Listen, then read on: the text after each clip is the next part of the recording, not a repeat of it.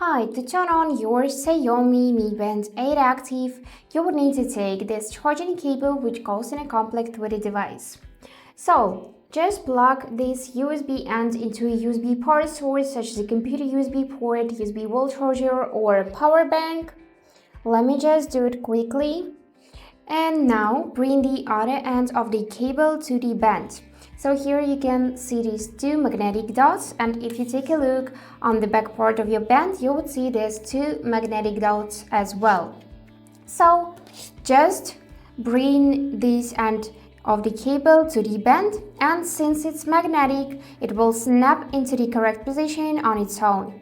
If it won't snap like that, so it just don't click, nothing works, just twist the cable or the wristband itself like that. And now it is charging and now it's turned on. So yeah, that's it how you turn on your XIAOMI Band 8 Active. And that's it for today. Hope this video was helpful and thank you for watching.